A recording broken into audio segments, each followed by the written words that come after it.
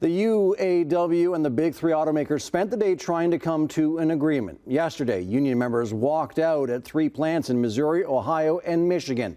But as Laverne McGee tells us, if the strike keeps going, it could affect us right here. No more tears! No more tears!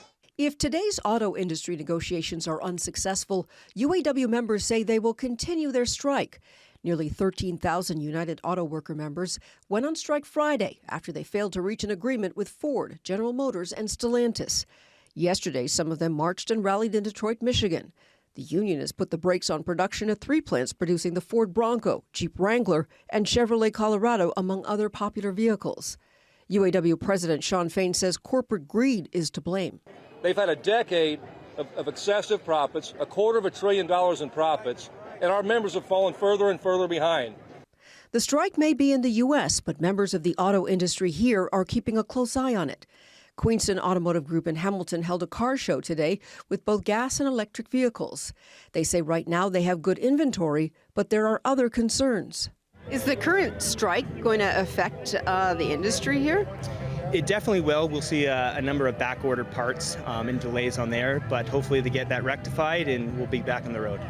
If the strike looms on, that could mean there's a boost in sales for electric vehicles. This is the EV Hummer. You have to pre-order it. It's not available yet, and it'll set you back about $180,000. Electric vehicles can range from the $35,000, $40,000 all the way up to $150,000, $200,000 if you're looking at some of the high-end vehicles such as the GMC Hummer.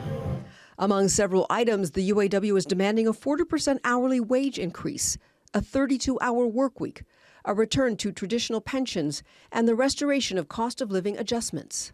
The big three car manufacturers are concerned those demands would double their labor costs and put them at a disadvantage compared to non-unionized car companies like Toyota and Tesla. It was just over a decade ago that the big three automakers were on the brink of bankruptcy. Former President Barack Obama made his sentiments clear today in a post on X, formerly Twitter, saying in part, quote, 14 years ago, when the big three automakers were struggling to stay afloat, my administration and the American people stepped in to support them. This is the first time in history that the union has been on strike with all three of America's unionized automakers at the same time. Laverne McGee, CHCH News.